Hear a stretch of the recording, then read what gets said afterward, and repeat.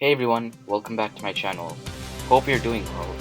Today we're touring Monument Valley. Monument Valley lies within the territory of the Navajo Nation, which is a Native American reservation in the southwestern United States, located on the Utah-Arizona state line near the Four Corners region of the United States, which includes Utah, Colorado, New Mexico, and Arizona. Monument Valley is a land of incredible beauty and rich cultural heritage, where towering sandstone monoliths rise from the desert floor over 250 million years ago. These were formed when sand, water, and other rocks eroded from the Colorado Plateau and washed into the valley. As more sand washed into the valley, it piled up on top of itself to create the steep cliffs you see now.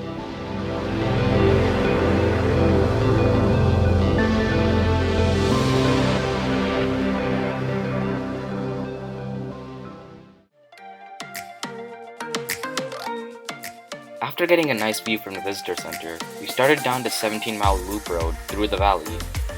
Even though it's not paved, most cars such as front-wheel drive sedans and rear-wheel drive minivans were also able to get through.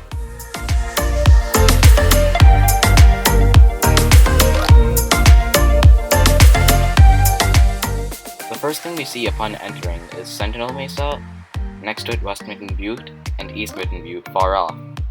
You can see many of the other rock formations behind. The Navajo sandstone is made up of about 90% sandstone with a thin layer of siltstone and shale at its base.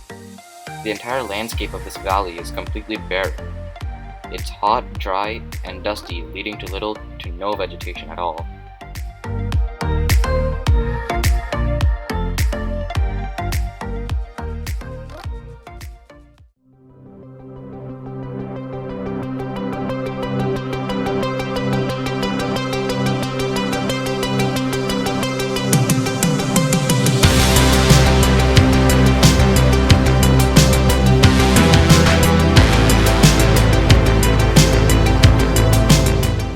Moving on, we can see the Three Sisters in the distance. This rock formation refers to the Sisters of the Catholic Church, who, according to the Navajo Indians, would give lessons to pupils. The first people to live in Monument Valley were the Anasazis around 1200. They lived in caves and built large villages. The Navajo who came later are the inhabitants of the valley that still occupy the area to this day.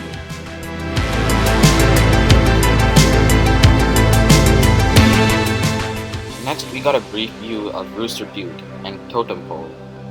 It's a highly eroded remnant of a butte.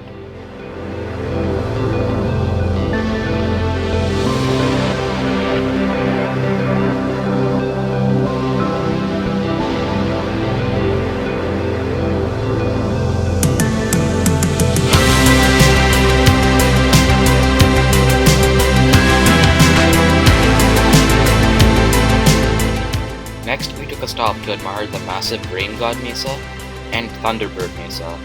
Thunderbird, according to the Navajo Indians, is a great eagle that produces thunder by the beat of its wings, and as such the mesa represents it. After this, we moved on to North Window.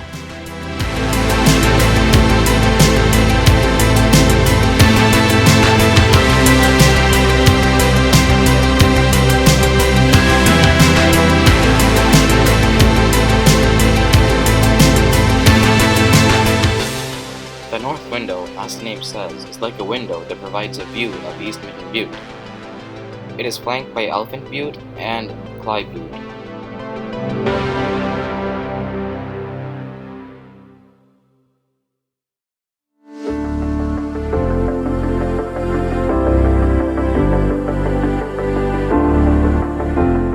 We then moved on to Artistic Point, an overlook that got its name from the amount of photographers and other artists who came here to recreate this stunning landscape.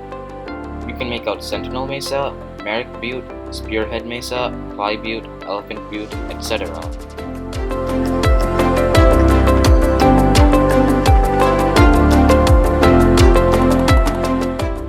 We then decided to turn back as the weather warnings were getting worse and it was getting dark and cloudy. We took one view from the visitor center and then finally went to Forrest Gump Point.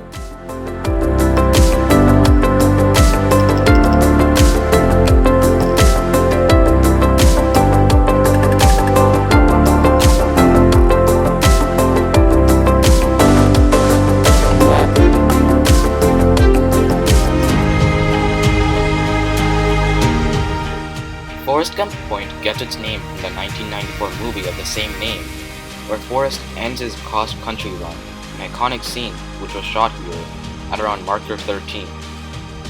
We all played around and tried to mimic this scene, except I was way too hyperactive.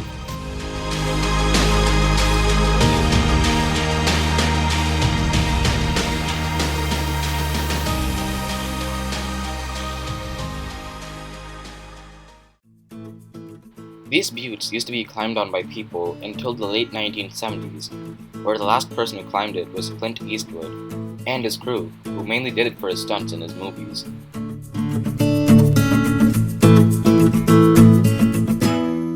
These sandstone rock formations can be seen across northern Arizona, Utah, New Mexico, and parts of Colorado and Wyoming, where it forms many iconic landscapes such as Canyonlands National Park and Arches National Park.